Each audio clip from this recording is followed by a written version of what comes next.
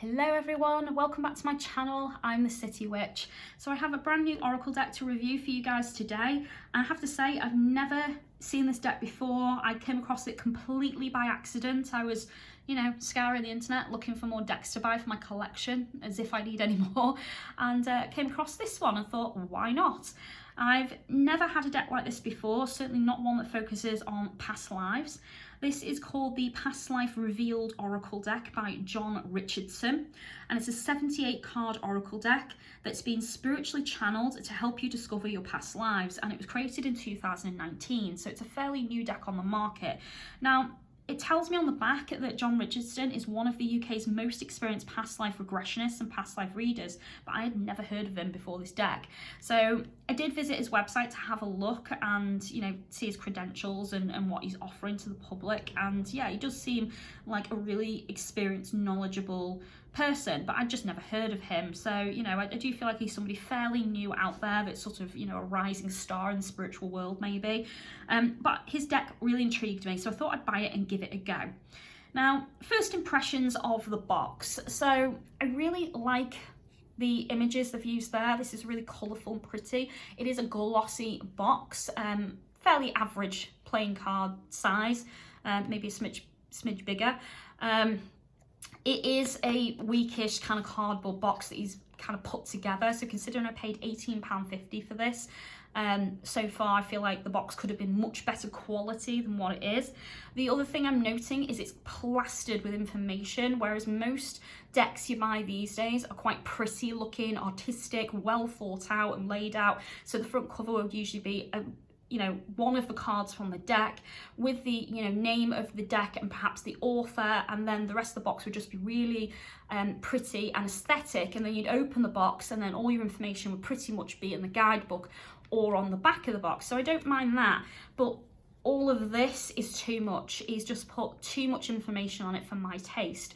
The other thing I want to note that to me is a negative is he's plastered his website all over this. So you get the website there, so right there guys, then you get it right there.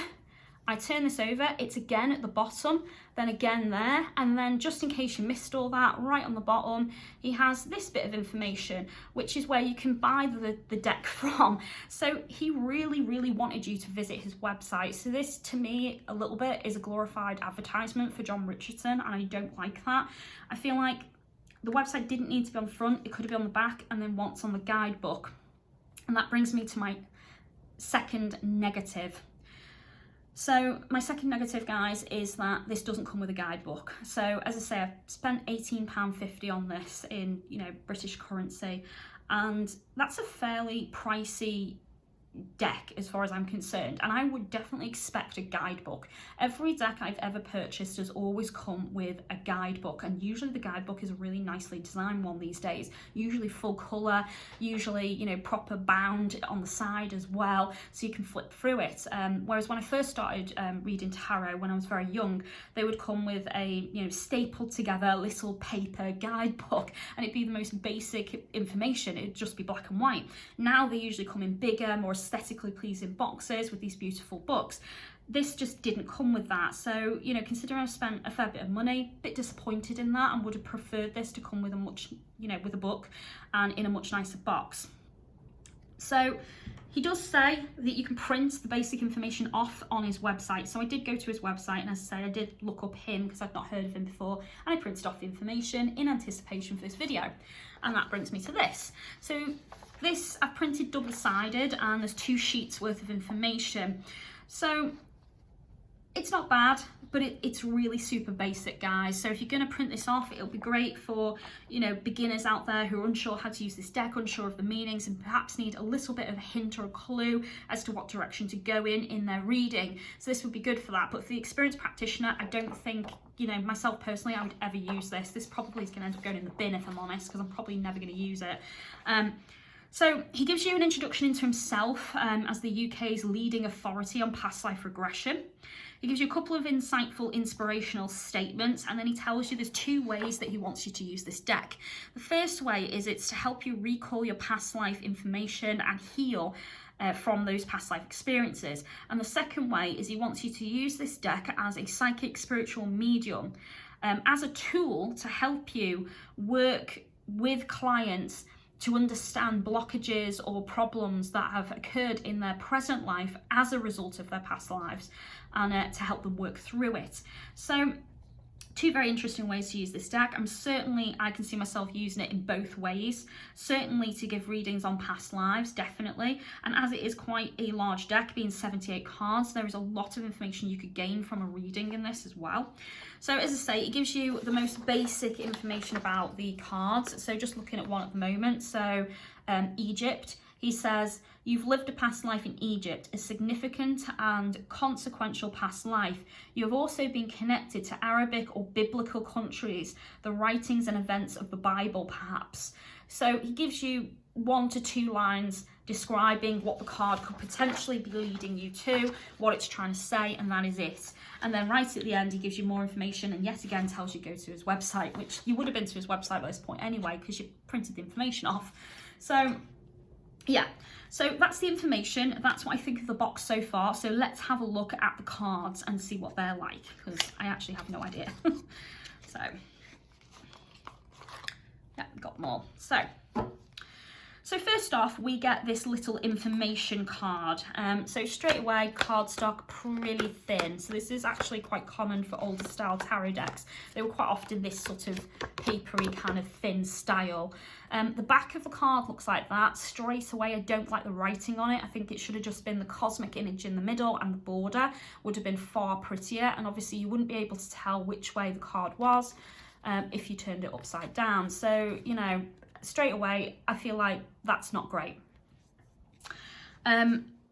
He tells you at the bottom to go to his website to download the meanings of the cards. He gives you the most simplest, basic introduction to the cards with this. He says, John Richardson's past life revealed 78 oracle card. These cards have no set singular meaning. It's apparent the cards themselves have blatantly obvious meanings, although each one is very much open to further interpretation through the inspiration and intuition of the individual reader and their own past self. Listen to your soul and let your soul speak. Reading past lives complements present life readings to show how the past is affecting your present. And then he also gives you a little bit of information to his soul to soul past life workshops and regression sessions. And then again, he gives you the website. So that's that. So this leads me to the main deck, and just to check, yeah, the back is exactly the same. So I'm going to show you each of the cards now, and yeah, let's see what we think of them, guys. So this is card 1, Old Soul. So I like the artwork. As I say, it's very kind of cartoony, very colourful. I really like how it's watercoloured as well, that all the imagery kind of blurs into each other and blends quite nicely. So yeah, quite pretty. I like that. So card 1, Old Soul. Card 2, The Land. Card 3, The Artist. Card 4, The Logician. So this is like Albert Einstein image. So somebody who's quite smart, intelligent, someone who uses logic and reason. Number 5, Palaces. It's quite nice.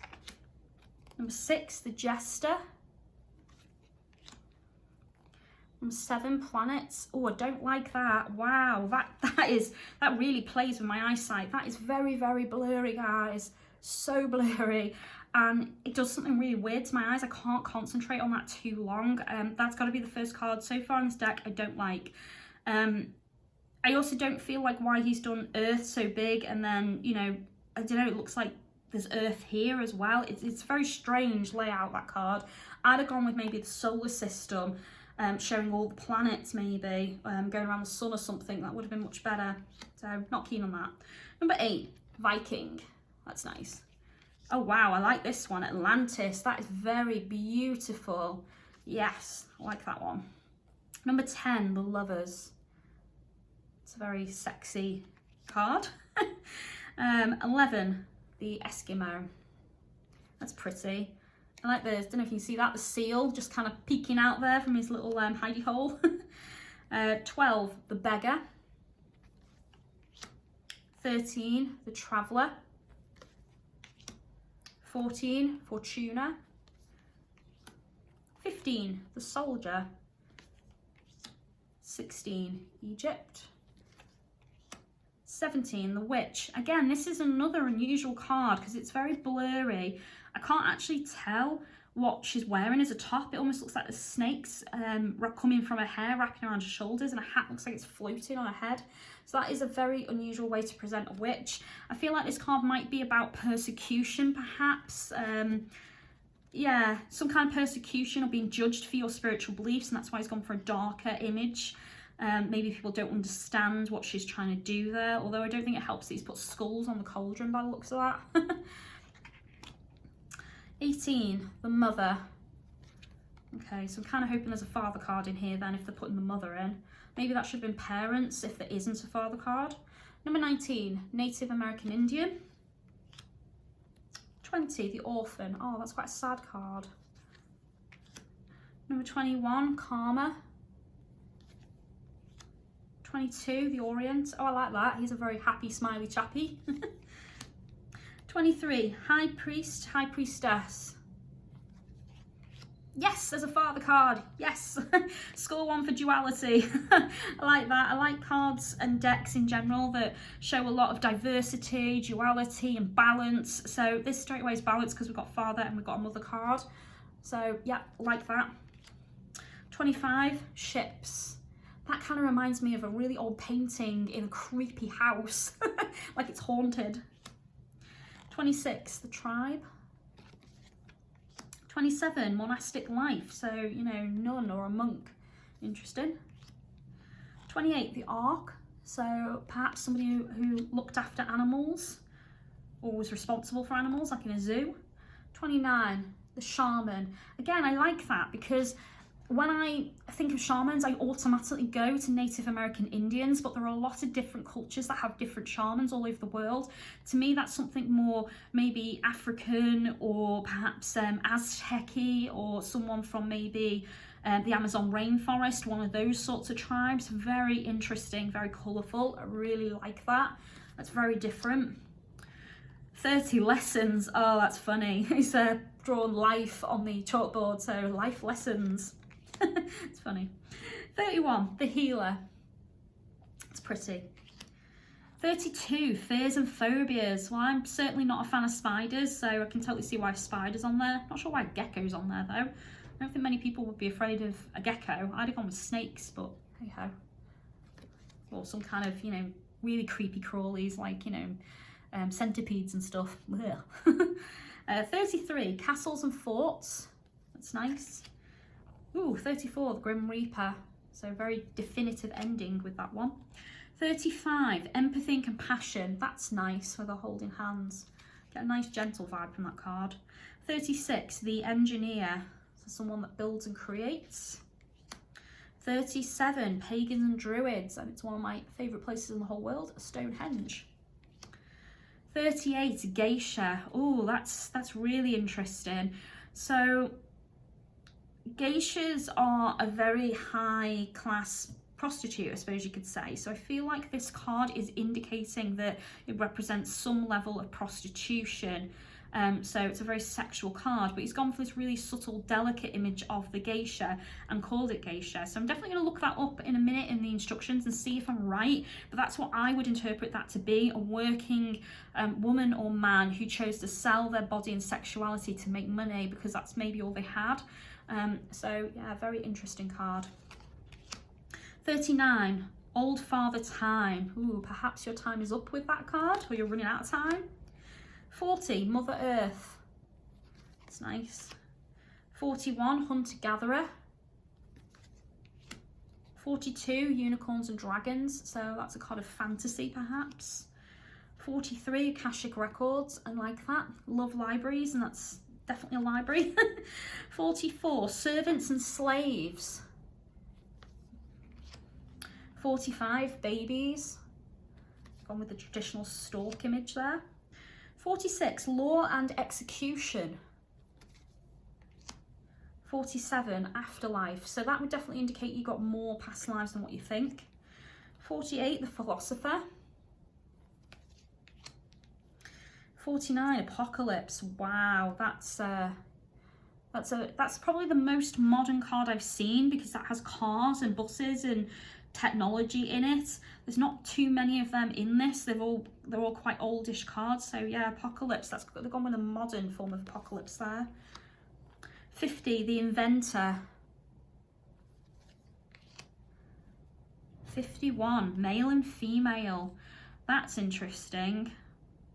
I feel like maybe that indicates sexuality, like what sexuality you were in your past life. So were you a man or a woman?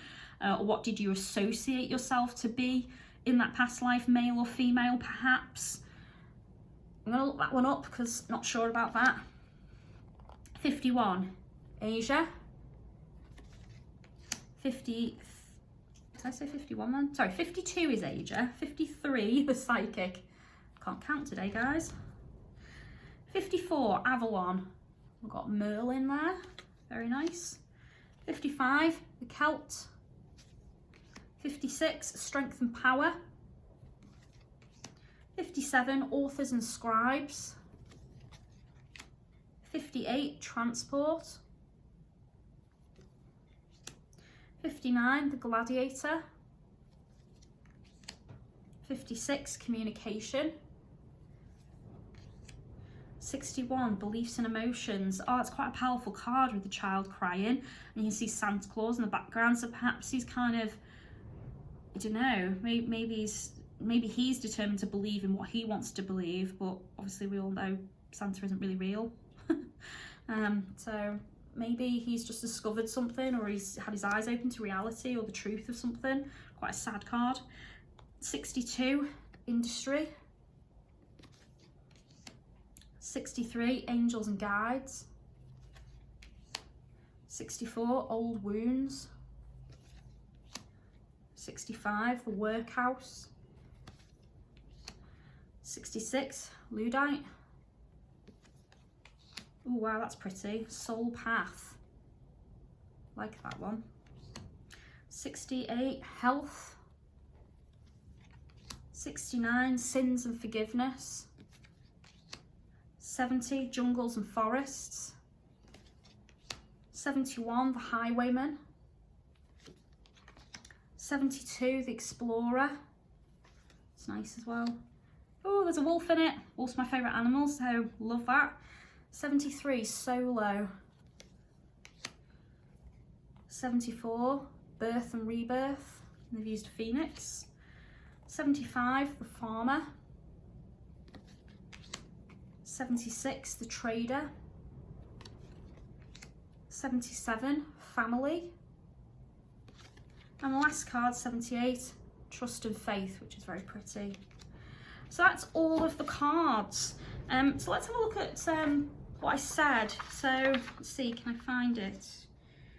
Geisha. So says, in a past life you engaged in sexual activity for payment, so prostitution, gigolo, allure. So I was right. So yeah, so definitely that card is about sexuality.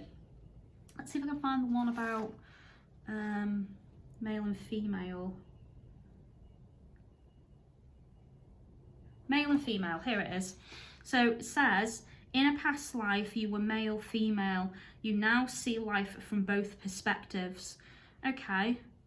So yeah, so I would probably say if I was reading for a woman as a client and I got that card, I would say perhaps it's indicating they're a man in their previous past life, or at least they considered themselves to be male in that life and had a very male life. So perhaps they took on male roles or a father figure in that lifetime.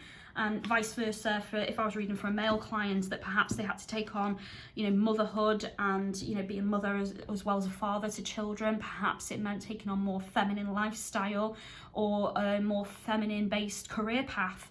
So very interesting. So there's a lot of ways that I know that I would read these cards. There's so much that you can get from them. I will say that I think it's odd that we've got the gold border there, but then the grey on the cards here. I'd have gone with gold to match personally, especially considering got the gold border at the bottom and then obviously the numbers are gold. But overall, I say I really like the cards. They are really good. There's 78 of them, so certainly a lot of opportunity to get a lot of information from this deck. They're really nice quality, really well drawn and designed. I really like the artwork and imagery on them. definitely something that I can see myself using in the future, with a little bit of practice first, of course. But yeah, so I would probably score these easily about a 7 out of 10. They would score higher if they'd have maybe rethought that on the back and matched the border on the back with the front, and then maybe perhaps it included a guidebook as well. The score would have been a lot higher. But personally for me, 7 out of 10. Overall, not a bad deck, definitely something I would use. So thank you very much for watching, guys. I appreciate it. And if you did enjoy the video, please give me that thumbs up. It lets me know you did enjoy it. And if you want to subscribe to my channel, you can do that by clicking the bell button, and YouTube will tell you when my next videos come out. If you'd like to support me on any of my other social media or view any of the spell work I do for my clients, you can do that through Facebook and Instagram, and the links are in the description. If you'd like to offer love and support to this channel, you can do that through Patreon. And to those who do that, thank you very much. I appreciate each and every one of you. So thank you very much for watching, guys, and I'll see you all soon. Take care of yourselves. Bye.